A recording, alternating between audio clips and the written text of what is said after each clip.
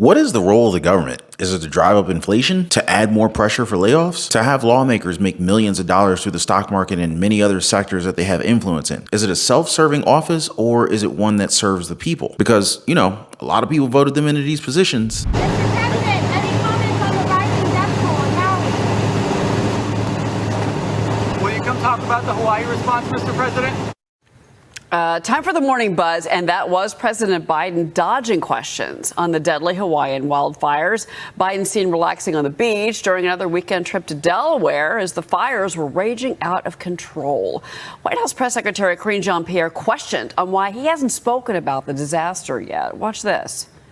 Has the president given any advice that he should not speak about Hawaii at this point? You could expect to hear from the president on this issue. Clearly, it is something that is deeply concerning to him when it comes to the wildfires that we have seen in Maui. I'm asking about the president. No, I just said you'll hear from the president on this. I don't have anything to announce at this time, but certainly he's the president, right? You're going to hear from him. Is it just me, or did that sound incredibly condescending? I'm just asking because we've all been through some sort of loss before, right? It could be a loved one, relative, even your pet. Like, how long would it take someone to come up with a short message for people who are grieving, right? I mean, it's not rocket science. People's lives were lost, but the White House is saying, hey, he's the president, right? Just wait until he finishes his vacation and then he'll say something about this. Like, seriously? Now, I don't want to pile on to the president, but it's just kind of hard to sit here and think that response to those wildfires have been, how do I say, just exemplary. Some people think it's been subpar. A lot of others would call it a complete failure. But don't worry though, the president's providing billions of dollars to help people in Hawaii, no strings attached. Well, I guess there is one string. I mean, come on. You thought they would just send out money without strings? Get real, guys. So yeah, they're asking for $12 billion to help with ongoing disaster relief. And before you clap your hands, hold your applause, because this request includes $24 billion in additional funding for Ukraine. Wow. The White House is asking Congress for this new supplemental package. It's $40 billion, a little bit more than that, actually. And you're right, the majority of it does go toward Ukraine. You've got $13 billion in there for defense and for weapons. You've got $8 billion in there for humanitarian assistance in Ukraine as well. It's a bit of a misconception that Democrats are for this spending and Republicans are against it. Now, where it gets complicated is in this package, you've also got $12 billion for humanitarian assistance, disaster relief for places like Maui, those images that we just saw, to try to help clean up the island and respond in an emergency way. And it's not just Maui as that wildfire really ripped through the island, but you've also got other natural disasters in the United States. So this package is going to send money for those things. And there's also money in this package to help combat fentanyl trafficking at the southern border. Both of those things, both parties really like it and want to move forward, spend money on. But there is a question about tying all of this funding together in one package, because that way Republicans who oppose money to Ukraine would have to vote against money for Maui. And that's going to be a really tough vote for many of them.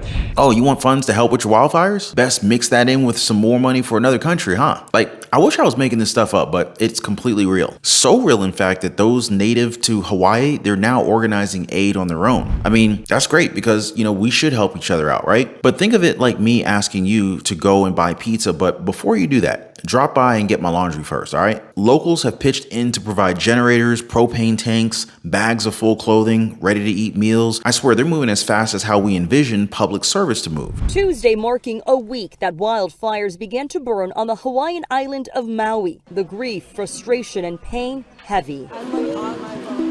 But the aloha spirit captured in the many helpers, volunteers who have lost so much themselves, organizing donations. And I consider myself a strong leader, but it broke me.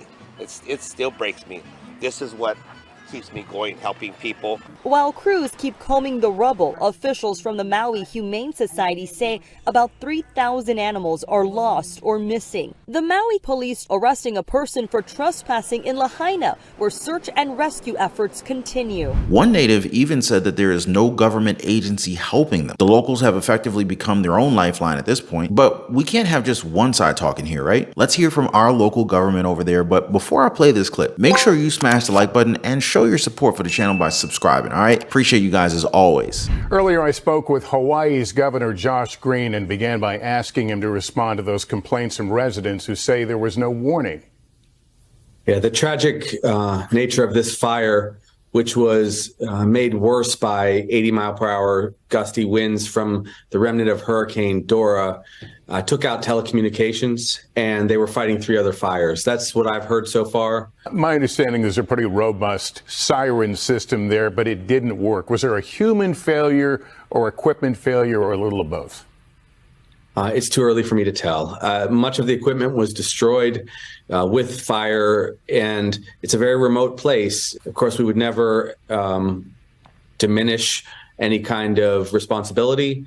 We will leave it to HIEMA, which is our emergency management team, to help explain things going forward. Right now, we're doing all that we can to support the families who have lost loved ones and to make sure everyone has health care and soon housing because of the devastation. It is much like an atomic bomb hit Lahaina, which is a part of Maui, leaving utter devastation. You have to think that a warning message or an alert could have been sent out. I mean, we can't do it at the national level, right? I think we had that with Trump. You're seeing a shot here from Grand Central Station, a live shot as folks have received this on their mobile devices. And it reads, "This is a test of the National Wireless Emergency Alert System. No action is needed." This is going to every single mobile user in the United States.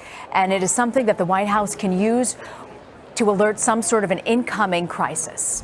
You would think, at least to some extent, that the emergency warning system of the area could have at least warned people, right? Because it kind of pisses me off that some people died because they didn't even know what was happening. And what did Green say again? The equipment got burned in the fire. Did the fire originate from the emergency response system's area? Because it's meant to warn people before or while the danger is ongoing. It's not just supposed to burn down and do nothing, right? I'm sorry, I'm just getting a little bit worked up here, but you would be too if you read this next story that I'm about to talk about. It reads that residents of Lahaina are worried that the rebuilding of their town could ultimately end up with outsiders, mostly those with a lot of money or special interests, to take control of their once beloved homes. And just think about this for a second, right? Like, if this happened there, what's stopping it from happening pretty much anywhere else in our country? Because I'm pretty sure that there's going to be at least one person, a person who isn't necessarily blessed between the ears with a functioning brain, who's going to say that this doesn't affect me. It only happened in Hawaii. But are you willing to wait until it happens in your area? Put your conspiracy theorist badges on, folks. We're about to get into this one. So back in 2018, the World Economic Forum released an article where it says that Hawaii planned to be